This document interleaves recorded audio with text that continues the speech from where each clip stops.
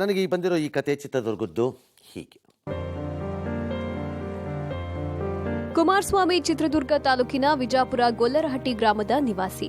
ಅಂಧನಾಗಿರುವ ಈತ ಚಿಕ್ಕನಿಂದಲೂ ಪೋಷಕರ ಆಸರೆಯಲ್ಲೇ ಬೆಳೆದಿದ್ರು. ಆದರೆ 5 ವರ್ಷಗಳ ಹಿಂದೆ ಹೆತ್ತವರನ್ನ ಕಳೆದುಕೊಂಡು ಕುಮಾರಸ್ವಾಮಿ ಈಗ ಅನಾಥವಾಗಿದ್ದಾರೆ. ಬಳಿಕ ಯಾರ ಆಶ್ರಯವನ್ನೂ ಪಡೆಯದೆ ಸ್ವಾವಲಂಬಿ ಬದುಕು ಸಾಗಿಸುತ್ತಿರುವ ಕುಮಾರಸ್ವಾಮಿ ಮಾಳಮ್ಮ ಎಂಬ ಅಂಧೆಯ ಕೈ ಹಿಡಿದು ಹೊಸ ಜೀವನಕ್ಕೆ ಕಾಲಿಟ್ರು. ಈಗ ಈ ದಂಪತಿಗೆ ಒಂದು ಮುದ್ದಾದ ಗಂಡು ಮಗುವಾಗಿದೆ. ಸಂಸಾರ ದೊಡ್ಡದಾಗ್ತಿರೋದ್ರಿಂದ ಏನಾದರೂ ಸ್ವಂತ ಉದ್ಯೋಗ ಮಾಡಿ ಬದುಕು ಕಟ್ಕೊಳ್ಬೇಕು ಎಂಬುದು ಈ ಅಂಧ ದಂಪತಿಯ ಸಂಕಲ್ಪವಾಗಿದೆ.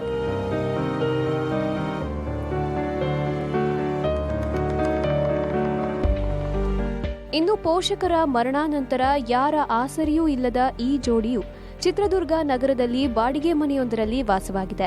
ಸರ್ಕಾರದಿಂದ ವಿಕಲಚೇತನರಿಗೆ ಬರುವ ಗೌರವಧನ ಹಾಗೂ ಗೃಹಲಕ್ಷ್ಮಿ ಹಣದಿಂದ ಜೀವನ ಸಾಗಿಸುತ್ತಿದ್ದಾರೆ. ಆದರೆ ತುಂಬಾ ಸ್ವಾಭಿಮಾನಿಗಳಾದ ಈ ಅಂಧ ದಂಪತಿಗಳಿಗೆ ದುಡಿದು ಬದುಕಬೇಕೆಂಬ ಹಂಬಲವಿದ್ದು ಜೀವನೋಪಾಯಕ್ಕಾಗಿ ಕಿರಾಣಿ ಅಂಗಡಿಯೊಂದನ್ನು ಆರಂಭಿಸಬೇಕೆಂಬ ಚಿಂತನೆಯಲ್ಲಿದ್ದಾರೆ. ಹೀಗಾಗಿ ಹಲವು ಬಾರಿ ಸರ್ಕಾರಿ ಯೋಜನೆಯಡಿ ಸಾಲ ಸೌಲಭ್ಯಕ್ಕೆ ಯತ್ನಿಸಿದ್ದು ಈವರೆಗೆ ಸಾಲ ಮಂಜೂರಾಗಿಲ್ಲ. ಹೀಗಾಗಿ ಈ ಬಾರಿ ದೇವರಾಜ ಅರಸು ಅಭಿವೃದ್ಧಿ ನಿಗಮಕ್ಕೆ ನೇರ ಸಾಲಕ್ಕೆ ಅರ್ಜಿ ಸಲ್ಲಿಸಿರುವ ಈ ದಂಪತಿ ಸಾಲ ಕೊಡಿಸಿದ್ರೆ ದುಡಿದು ಸಾಲ ತೀರಿಸಿ ಬದುಕು ಕಟ್ಕೊಳ್ತೇವೆ ಎಂದು ಮನವಿ ಮಾಡಿದ್ದಾರೆ.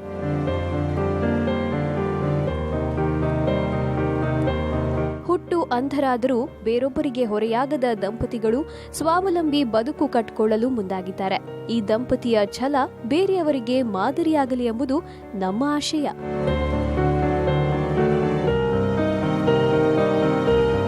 ಆಲ್ ರೈಟ್, ಕ್ವಿಕ್ಲಿ ಹೋಗೋಣ. ಸಾಮಾನ್ಯವಾಗಿ ಇದರದ್ದು ಓಪನಿಂಗಲ್ಲಿ ಕತೆ ನೀವು ನೋಡಿದ ತಕ್ಷಣ ಅವರಿಗೆ ಕಣ್ಣು ಕಾಣಿಸಲ್ಲ ಅಂದ ತಕ್ಷಣ ಏನೋ ಒಂದು ಇದು ಅಂತ ಅನ್ಕೋತೀರಿ. No, it's not that.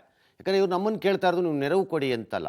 ನಮ್ಮ ಕಾಲ ಮೇಲೆ ನಿಂತ್ಕೊಳ್ಳೋಕ್ಕೆ ನಮಗೆ ಸ್ವಲ್ಪ ಜೊತೆಗಿರಿ ಸಾಕು, ನಾವು ಮಿಕ್ಕಿದ್ದು ಮಾಡ್ಕೋತೀವಿ ಅನ್ನೋಂಥ attitude that is very very critical ನನ್ನ ಪ್ರಕಾರದಲ್ಲಿ. ಹಾಗಾಗಿ ವಿ ವಿಲ್ ನಿಮ್ಮೆಲ್ಲರ ಸಹಕಾರದಿಂದ ಇದಕ್ಕೆ ನಿಂತ್ಕೊಂಡೇ ನಿಂತ್ಕೋತೀವಿ, ನಮಗೇನು ತೊಂದರೆ ಆಗಲಿಕ್ಕಿಲ್ಲ. ಕುಮಾರಸ್ವಾಮಿ, ನಿಮ್ಮ ಊರು ಯಾವುದು? ಕುಮಾರಸ್ವಾಮಿ ಅವರೇ, ನಿಮ್ಮ ಊರು ಯಾವುದು? ನಮ್ಮದು ಚಿತ್ರದುರ್ಗ ಸರ್. ನೀವೇನು ಓದಿದ್ದು ಸರ್? ಚಿತ್ರದುರ್ಗದ ಹತ್ರ ವಿಜಾಪುರ ಗೊಲ್ಲರಹಟ್ಟಿ ನಮ್ಮದು. ಅಲ್ರಿ, ನೀವು ಓದಿದ್ದೇನು? ಓದಿದ್ದು ವಿಜಾಪುರದಲ್ಲಿ ಸರ್. ಅದು ಏನು ಓದಿದ್ರಿಪ್ಪ? ಅಂದ್ರೆ SLT ವರೆಗೆ ಓದಿದೆ ಸರ್. ಅಂತ ಸ್ವಲ್ಪ ಹುಟ್ಟದಿಂದ ಪ್ರಾಬ್ಲಮ್ ಆಗಿತ್ತಾ ಅಂತ ಸ್ವಲ್ಪ ಕಾಣ್ತಾ ಪೂರ್ತಿ ನಮ್ಮ ಅಮ್ಮರು ಅಪ್ಪ ಅಮ್ಮ ಸ್ವಲ್ಪ ಹೆಲ್ಪ್ ಮಾಡ್ರು, ನೋಡಿದ್ರು ನನ್ನ. ಅವರು ಒಂದು 5-6 ವರ್ಷ ತೀರೋಗ್ಬಿಟ್ರು. ಯಾಕೆ? ಅವ್ರಿಗೆ ಚಾಂಚರ ಕಾಯಿಲೆ, ದೆಮ್ಮ ಕಾಯಿಲೆ ಇತ್ತು ನಮ್ಮ ಅಪ್ಪಾಜಿಗೆ. ನಮ್ಮ ಅಮ್ಮ ಚಾಂಚರ ಕಾಯಿಲೆ ಬಂತು. ಹಂಗಾಗಿ ಉಳ್ಕೊಂಡಿಲ್ಲ. ಕಾಯಿಲೆ ಬಂತು? ನಮ್ಮಮ್ಮ ತೀರ್ಕೊಂಡೋಗಿ ಒಂದು 5-6 ವರ್ಷ. ಕ್ಯಾನ್ಸರಾ? ಹ್ಞೂ ಸರ್, ಹೌದು. ಆಮೇಲೆ ನಾನೇ ಮಾಡಿದೆ, ಮನೇಲಿ ಕುಂತಿದ್ದೆ. ಮನೇಲಿ ಕುಂತು ಆಮೇಲೆ ನಂದು ಹೊಟ್ಟೆ ಹೊಟ್ಟೆ ನೋವು ಎಲ್ಲ ಭಾಳ ಪ್ರಾಬ್ಲಮ್ ಬರೋದು. ಆಮೇಲೆ ಒಂದು ಹುಡುಗ ಏನಾಯಿತು, ಒಬ್ಬರು ಹೇಳಿದ್ರು ಹಿಂಗೆ ಜೀವನ್ ಭೀಮಾನಗರ NABಯಲ್ಲಿ ಟ್ರೈನಿಂಗ್ ಹೇಳ್ಕೊಡ್ತಾರೆ, ಆರೋಗ್ಯ ಯಾವ ಥರ ಇಟ್ಕೊಬೇಕು, ಯಾವ ಥರ ಮೊಜಾರಿಟಿ ಹೇಳ್ಕೊಡ್ತಾರಂತ ಒಬ್ಬ ಹುಡುಗ ಫೋನ್ ಮಾಡಿ ಹೇಳ್ದೆ ನನಗೆ. ನಾನೇ ಮಾಡಿದೆ. ಆಮೇಲೆ NAB ಜೀವನ್ ಭೀಮಾನಗರ NABಗೆ ಹೋದೆ, ಮೊಜಾರಿಟಿ ಪ್ರಾಕ್ಟೀಸ್ ಮಾಡಿದೆ. ಮಾಡಿಕೊಂಡು ನಾನು ಆರೋಗ್ಯ ಭಾಳ ಚೆನ್ನಾಗಿ ಇಟ್ಕೊಂಡು ಇವರು ಕಂಪ್ಯೂಟರ್ ವರ್ಕ್ ಮಾಡೋರು. ಇವರು ಬ್ರೈಲ್ ಓದಿದ್ದಾರೆ SLT ವರೆಗೆ. ಈ ಕುಣಗಲಲ್ಲಿ 7 ತನಕ ಓದಿದ್ರು, ರಾಮನಗರದಲ್ಲಿ 10 ತನಕ ಹೋದ್ರು. ಆಮೇಲೆ ಡಿಗ್ರಿ ತನಕ ಬೆಂಗಳೂರಿಗೆ ಓದಿದ್ರು. ಆಮೇಲೆ NAB ಜೀವನ್ ಭೀಮಾನಗರ NABಯಲ್ಲಿ ಇದು ಮಾಡಿದ್ರು, ಏನು ಕಂಪ್ಯೂಟರ್ ವರ್ಕ್ ಮಾಡಿದರು. ಆವಾಗ ನಾನು ನಂಬರಲ್ಲಿ ಕಾಂಟ್ಯಾಕ್ಟ್ ಮಾಡಿ, ನಾವು ನಿಮ್ಗೆ ಲೈಟ್ ಕೊಡ್ತೀನಿ, ನಾನು ಉಳಿಸ್ಕೊಂತೀನಿ, ನನಗೊಂದು ಮಗು ಆಗಬೇಕು, ನಾನು ಸಾಲ ಮೇಲೆ ನಾನು ನಿಂತ್ಕೊಬೇಕು, ನಾನು ಸ್ವಾತಂತ್ರ್ಯಕ್ಕೆ ನಾನು ಹೋರಾಟ ನಿಂತ್ಕೊಳ್ಳೇಬೇಕು, ನಾನು ಬದುಕಲೇಬೇಕು, ನನಗೆ ತಂದೆ ತಾಯಿ ಯಾರಿಲ್ಲ ಅಂತ ನಿರ್ಧಾರ ಹೋರಾಟಕ್ಕೆ ಮಾಡಿ ಅವ್ರು ಮದುವೆ ಆಗಿದ್ದೀನಿ. ಅವ್ರೆಲ್ಲಿ ಸಿಕ್ಕಿದ್ರು? ಅವರು ಜೀವನ್ ಭೀಮಾನಲ್ಲಿ ಕಂಪ್ಯೂಟರ್ ವರ್ಕ್ ಮಾಡ್ತಿದ್ರು. ಹೆಂಗೆ ಸಿಕ್ಕಾಕೊಂಡ್ರು ನಿಮಗೆ ಹೆಂಗೆ ಸಿಕ್ಕಿದ್ರು? ಜೀವನ್ ಭೀಮಾನಗರ ಸರ್. ಅದು ಸರಿ ರೀ, ಅಲ್ಲಿದ್ದಾರೆ ಅಂತ ಹೆಂಗೆ ಸಿಕ್ತು ಗೊತ್ತಾಯ್ತು ನಿಮಗೆ? ಓ, ಅಲ್ಲಿ ಕೆಲಸ ಮಾಡ್ತಿದ್ದಾಗಲೇ ಅಲ್ಲಿ ಹೋಗಿದ್ರಲ್ಲ ನೀವು, ಅವಾಗ ನೋಡಿದ್ರಾ? ಟ್ರೈನಿಂಗ್ ಮಾಡ್ತಿದ್ರಾ? ನಾನು ಮೊಜಾರಿಟಿ ಮಾಡ್ತಿದ್ದೆ ಸರ್. ಮಾಡಮ್ಮ, ನಿಮ್ಮೂರು ಯಾವುದು? ನಮ್ಮೂರು ತರತ್ಕುಪ್ಪೆ ಗೊಲ್ಲರಹಟ್ಟಿ ಸರ್, ತುಮಕೂರು ಹತ್ರ. ನಿಮಗೂ ಹುಟ್ಟಿದಾಗಲೇ ಕಾಣಿಸ್ಲಿಲ್ವಾ ಕಣ್ಣು? ಇಲ್ಲ ಸರ್, ಹುಟ್ಟಿದಾಗಿಂದ ಇಲ್ಲ. ನಿಮ್ಗೆ ಈ ಅಪ್ಪ ಎಲ್ಲಿ ಸಿಗಾಕೊಂಡಿದ್ದು? ಅವರು ಟ್ರೈನಿಂಗ್ ಮೊಬಿಲಿಟಿ ಟ್ರೈನಿಂಗ್ ಮಾಡ್ತಾ ಇದ್ರಲ್ಲ ಸರ್, ನಾವು ಆವಾಗ ಆ ಟೈಮಲ್ಲಿ ನಾನು ಕಂಪ್ಯೂಟರ್ ಟ್ರೈನಿಂಗ್ ಮಾಡ್ತಾ ಇದ್ದೆ. ಆವಾಗ ನಾವು ಮಾತಾಡಿಕೊಂಡು. ಹಾಂ ಸರ್. ಹಾಂ ಸರ್, ಇಷ್ಟಪಟ್ಟು ಮದುವೆ ಆಗಿದೆ. Very good very good. ಓ, ಯಾರು ಫಸ್ಟ್ ಇಷ್ಟಪಟ್ಟಿದ್ದು? ನಾನೇ ಫಸ್ಟ್ ಇಷ್ಟಪಟ್ಟಿದ್ದು ಸರ್. ನೀವೇ ಕೇಳ್ಬಿಟ್ರೆ ಏನಂತ ಕೇಳಿದ್ರಿ? ಏನಂತ ಕೇಳಿದ್ರಿ ಸರ್ ನಾವು ಯಾಕೆಂದರೆ ನಾವು ಈಗ ತಂದೆ ತಾಯಿಗಳು ನಮ್ಮನ್ನ ಟೋಟಲಿ ಬ್ಲೈಂಡ್ ಆಗಿರೋದ್ರಿಂದ ಅವರು ನಮ್ಮನ್ನ ಒಪ್ಪಿ ಮದುವೆ ಮಾಡಿ ನಮ್ಮ ಲೈಫ್ನ ಸೆಟ್ಲ್ ಮಾಡೋದು ಅಷ್ಟು ನಮಗೆ ಸುಲಭ ಅನ್ನಿಸ್ತಾ ಇರಲಿಲ್ಲ ಸರ್. ನಾವು ನಮ್ಮ ಕಾಲ ಮೇಲೆ ನಾವು ನಿಂತ್ಕೋಬೇಕು ಅಂತ ನಮ್ಗನ್ನಿಸ್ತು. ಆದರೆ ಈಗ ನಮಗಾಗಲೇ ಈಗ 38 ವರ್ಷ ಆಗಿತ್ತು. 38 ವರ್ಷ ಆದರೂ ಕೂಡ ಅವರು ನಮ್ಮ ಮದುವೆ ಬಗ್ಗೆ ಆಗಲಿ ನಮ್ಮ ಲೈಫ್ ಬಗ್ಗೆ ಆಗಲಿ ಯಾವುದೇ ರೀತಿ ಅವರು ಚಿಂತೆ ಮಾಡಿದ್ದಿಲ್ಲ. ಅದಕ್ಕೆ ನಾವೇ ಸ್ವತಃ ನಿರ್ಧಾರ ಮಾಡಿಕೊಂಡು ಮದುವೆ ಆಗ್ಬಿಟ್ಟಿ ಸರ್. ಓ ನಿಮ್ಮ ಅಪ್ಪ ಅಮ್ಮ ಚಿಂತೆನೇ ಮಾಡಲಿಲ್ವಾ? ಅವರು ನಮ್ಮ ಲೈಫ್ ಬಗ್ಗೆ ಅವ್ರೇನು ಚಿಂತೆ ಮಾಡಿರಲಿಲ್ಲ ಸರ್. ಅದಕ್ಕೆ ನಾವೇ ಅವರು ಪಾಪ ಎಲ್ಲಿಂದ ಕರ್ಕೊಂಬರೋದು ಅಂತ ಸುಮ್ಮನಾಗಿರ್ತಾರೆ. ನಿಮ್ಮ ಮೇಲೆ ಕೋಪ ಇರಲ್ಲ ಅವ್ರಿಗೆ? ಕೋಪನ ಅವ್ರಿಗೆ? ಕೋಪ ಏನಿರಲ್ಲ ಸರ್. ಆದರೂ ನಾವು ಹೆಂಗೆ ಕೆಲಸ ಮಾಡ್ಕೊತೀವಿ, ಈಗ ಪೂರ್ತಿ ಕಾಣಲ್ಲ, ಇವ್ರಿಗೇನು ಬರಲ್ಲ, ಇವ್ರು ಹೆಂಗೆ ಕೆಲಸ ಮಾಡ್ಕೊತಾರೆ, ಇವ್ರು ಹೆಂಗೆ ಇದು ಮಾಡ್ತಾರೆ ಅಂತ ಅವ್ರದ್ದು ಒಂಥರ ಚಿಂತೆ. ಆದರೆ ನಾವು ಅದೇ ಚಿಂತೆಲಿ ನಾವು ಇದ್ವಿ ಅಂದರೆ ನಮ್ಮ ಲೈಫ್ ಹೆಂಗೆ ಸೆಟ್ಲ್ ಆಗುತ್ತೆ ಸರ್, ನಾವು ಹೆಂಗೆ ಬದುಕಬೇಕು ಅನ್ನೋದು. ಈಗ ಹೆಂಗೆ ಸೆಟ್ಲ್ ಮಾಡ್ಕೋಬೇಕು ಅಂತ ಇಬ್ಬರು ಇಲ್ಲಿಗೆ ಬಂದಿದ್ದೀರಿ? ಈಗ ಸ್ವಯಂ ಉದ್ಯೋಗ ಮಾಡಬೇಕು ಸರ್. ನಾವು ಒಂದು ಕಿರಾಣಿ ಅಂಗಡಿ ಇಟ್ಕೋಬೇಕು ಅಂತ ಅನ್ಕೊಂಡಿದ್ದೀವಿ ಸರ್. ಕುಮಾರಸ್ವಾಮಿ ಸರ್ ಈಗ ಏನು ಮಾಡಬೇಕು ಅಂತ ಇಲ್ಲಿಗೆ ಬಂದ್ರಿ? ಸರ್ ಅದು ಜವರಾಜ್ RSಗೆ ಅಪ್ಲಿಕೇಶನ್ ಹಾಕಿದ್ನಿ ಲೋನಿಗೆ. ಅದನ್ನ ನಾವು ಅಂಗಡಿ ಲೋನು ನೀವು ಅವಕಾಶ ಕೊಟ್ಟು ಮಾಡಿಕೊಟ್ರೆ ನನ್ನ ಮಗುನು ಕಷ್ಟಪಟ್ಟು ಅವನು ಸಾಕಿ ಅವನು ಉದ್ಯೋಗವಂತ ಮಾಡಿ ಶೋಧಿಸಿ ಮುಂದೆ ನಮ್ಮಿಬ್ಬರನ್ನ ಮಗುನ ಮುಂದೆ ಕೈ ಹಿಡಿಬೇಕು. ಮಗುನೋಸ್ಕರ ನನಗೆ ಹೋರಾಟಕ್ಕೆ ಚೆನ್ನಾಗಿ ಸಾಕಬೇಕು, ಅವನು ಉದ್ಯೋಗ ಭಾಷೆ ಕಲಿಸ್ಬೇಕಂತ ನನ್ನ ತಾಲ ಮೇಲೆ ಅಂದ್ಕೊಂತೀನಿ. ನಿಜ ಸರ್, ಇದು ಬಿಟ್ಟರೆ ನನಗೆ ಏನು ಜೀವನ ಇಲ್ಲ. ಅವರಿಗೆ ಗುರುಗಲಕ್ಷ್ಮಿ 2,000 ಬರುತ್ತೆ, ಅವ್ರಿಗೆ 1,400, ನಮಗೆ 1,400 ರೂಪಾಯಿ. ಈಗ ಒಂದು 2 ತಿಂಗಳಿಂದ ಸ್ವಲ್ಪ ಪೆಂಡಿಂಗ್ ಆಗಿರೋದು. ಬಾಡಿಗೆ ಕೊಟ್ಟಿಕೊಂಡು ಜೀವನ ಮಾಡ್ತಿದ್ದೀನಿ ಸರ್. ಬಾಡಿಗೆ ಕೊಟ್ಟಿಕೊಂಡು ಜೀವನ ಮಾಡ್ತಿದ್ದೀನಿ 2,000 ರೂಪಾಯಿ. ಎಲ್ಲಿ? ಅಲ್ಲಿ ಚಿತ್ರದುರ್ಗದಲ್ಲಿ ಸರ್, ಹೆಸರಳ್ಳಿ ಅಂತ. ನಿಮ್ಮ ಮಗುಗೆ ವಯಸ್ಸು ಎಷ್ಟು? ಮಗುಂದು 7 ತಿಂಗಳು ಸರ್. ಅಷ್ಟೇ? ಹ್ಞೂ ಸರ್. ಈಗ ಮಗು ಆಯ್ತಾ? ಹ್ಞೂ ಸರ್, ಇವಾಗಾಗಿರೋದು. ಜವ್ರು ಮಗು ಮಾತ್ರ ಭಾಳ ಸೂಪರಾಗಿ ಕೊಟ್ಟಿದ್ದೇನೆ ಸರ್. ಅದೊಂದು ವರ್ಷಕ್ಕೋರ ನಾನು ಉಳಿಸಲೇಬೇಕು. ಮುಂದೆ ನಮ್ಮಿಬ್ಬರು ಕೈ ಹಿಡಿಬೇಕು, ಸ್ವಾತಂತ್ರ್ಯಕ್ಕೆ ಬದುಕಬೇಕು, ಸ್ವಾತಂತ್ರ್ಯ ನೋಡ್ಬೇಕು. ಅದೊಂದು ಸರ್ ನನಗೆ ನಿಮಿಷ ಇರ್ರಿ. ಇವ್ರೇನ್ರಿ ಸಿಕ್ಕಾಪಟ್ಟೆ ಮಾತಾಡ್ತಾರ? ಆಯ್ತು, ಮಾತಾಡಲಿ ಪಾಪ. ಈಗ ಮಗು ಸೂಪರ್ ಆಗಿದೆ ಅಂದ್ರೆ ಏನು?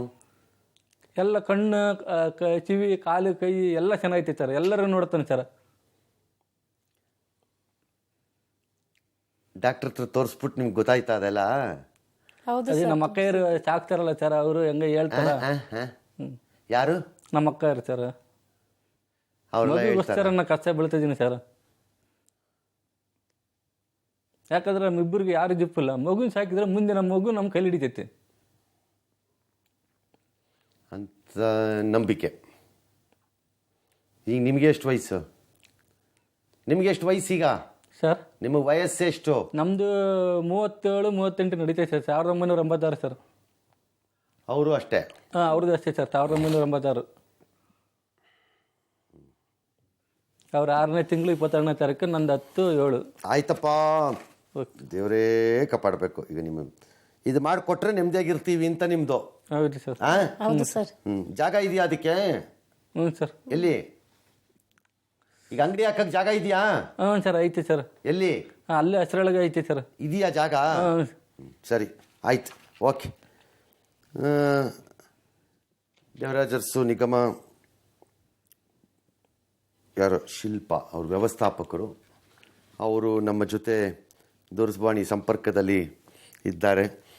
ನೋಡೋಣ ಮೇಡಮ್ ಏನೇನು ಮಾಡ್ತಾರೋ ಏನೋ, ಕೇಳೋಣ ಮೇಡಮ್ ನಮಸ್ಕಾರ, ನಾನು ರಂಗನಾಥ್ ಮಾತನಾಡ್ತಾ ಇದ್ದೀನಿ. ಸರ್ ನಮಸ್ತೆ ಸರ್. ತಾವು ಚೆನ್ನಾಗಿದ್ದೀರಾ? ಸರ್ ಚೆನ್ನಾಗಿದ್ದೀವಿ ಸರ್. ತಾವು ಚೆನ್ನಾಗಿದ್ದೀರಾ ಸರ್? ನಾನು ಫಸ್ಟ್ ಕ್ಲಾಸ್ ಆಗಿದ್ದೀನಿ ಮೇಡಮ್. ಸರ್ ಈಗ ಇವರಿಬ್ಬರಿದಾರಲ್ಲ, ಈ ಕುಮಾರಸ್ವಾಮಿ, ಮಾಳಮ್ಮ, ಇವರಿಬ್ಬರನ್ನ ನಿಮ್ಮ ಹತ್ರ ಕಳಿಸ್ಕೊಡ್ತೀನಿ. ಸರ್. ಅವ್ರು ನನ್ನ ಹತ್ರ ಅವ್ರು ಸಹಾಯ ಕೇಳಲಿಲ್ಲ. ಸರ್. ನನ್ನ ಹತ್ರ ಬಂದವರು ಸರ್ ನನಗೆ ಸಹಾಯ ಮಾಡಿ ಅಂತಿದ್ದ ಹಿಂದೆ ಮುಂದೆ ನೋಡ್ಬಿಡ್ತಿದ್ನೇನೋ. ಆದರೆ ಅವ್ರು ನನಗೆ ಸಾಲ ಕೊಡಿಸಿ ನಾವು ದುಡ್ದು ಕಟ್ತೀವಿ ಅಂತಾರೆ. ಹೌದು ಸರ್. ಹಾಗಾಗಿ ನನಗೆ ಅವ್ರ ಬಗ್ಗೆ ಖುಷಿಯಾಗಿದ್ದಿದ್ದು ಅಲ್ಲಿ. ಹೌದು ಸರ್. ಬರೀ ಸಹಾಯ ಕೇಳಿ ಏನಾದ್ರೂ ಹೆಲ್ಪ್ ತಗೊಳಕ್ಕೆ ಅವ್ರು ನನಗೆ ಸಾಲ ಕೊಡಿಸಿ ನಾನು ಆರ್ಥಿಕವಾಗಿ ಸದೃಢ ಆಗ್ತೀನಿ ಅಂತ ಕೇಳಿದಾರಲ್ಲ ಸರ್. ನಂಗೆ ಅದೇ ಖುಷಿಯಾಗಿದ್ದು. ಹ್ಮ್. ಅದಕ್ಕೆ ಅವ್ರನ್ನ ನಿಮ್ಮ ಹತ್ರ ಕಳಿಸ್ಕೊಟ್ರೆ ಹಾ ಸರ್. ಅವ್ರಿಗೆ ಒಂಚೂರು ಒಂದು ಅಂಗಡಿ, ಕಿರಾಣಿ ಅಂಗಡಿ ಹಾಕ್ಕೊಳಕ್ಕೆ ಒಂದು ಹೆಲ್ಪ್ ಮಾಡ್ಕೊಡಕ್ಕಾಗತ್ತಾ ಆಯ್ತು ನಿಮ್ಮ ಸರ್. ನಿಮ್ಮ ನಿಗಮದಿಂದ?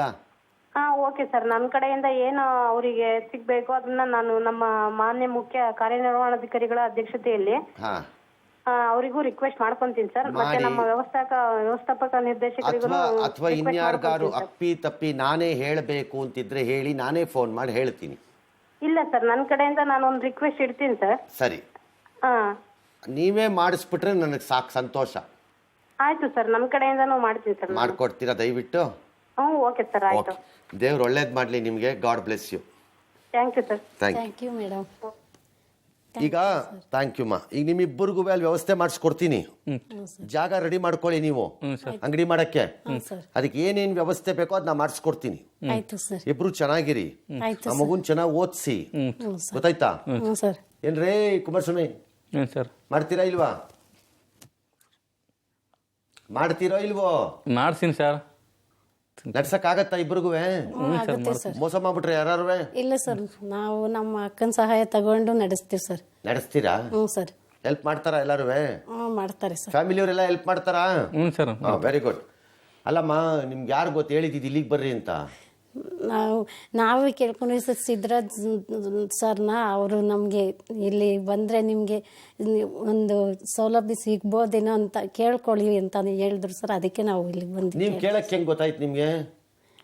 ನನಗೆ ಅನಿಸ್ತು ಸರ್ ಕೇಳಬೇಕು ಅಂತ. ಅದಕ್ಕೆ ಸಿದ್ದೇಶ್ವರ ದೇವಸ್ಥಾನ ಅಂತ ಬರುತ್ತೆ ಏನು ಸರ್, ಹಾ, ಅಲ್ಲಿ ದೇವಸ್ಥಾನ ನಡ್ಕೊಂತಿದ್ನ ಇವರು ಸಿದ್ದರಾಜಣ್ಣರು ನೋಡಿದ್ರು.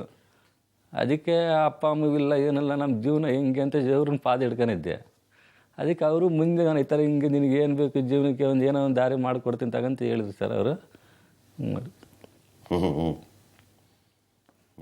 ಆಯ್ತಪ್ಪ, ನಿಮ್ಮಿಬ್ಬರಿಗೂ ಒಳ್ಳೇದಾಗ್ಲಿ. ಅಲ್ಲೇನು ವ್ಯವಸ್ಥೆ ಬೇಕೋ ಅದು ಮಾಡಿಸ್ಕೊಡೋಣ. ಜಾಗದ ವ್ಯವಸ್ಥೆ ನೀವು ಮಾಡ್ಕೊಳ್ಳಿ, ರೆಡಿ ಮಾಡ್ಕೊಳ್ಳಿ. ಮಿಕ್ಕಿದ್ನ ಮಾಡಿಸ್ಕೊಡ್ತೀನಿ. ಸರಿ, ಆಯ್ತಾ? ಮಗು ಚೆನ್ನಾಗಿ ಓದಿಸಿ. ಹ್ಞೂ ಸರ್. ಓಕೆ.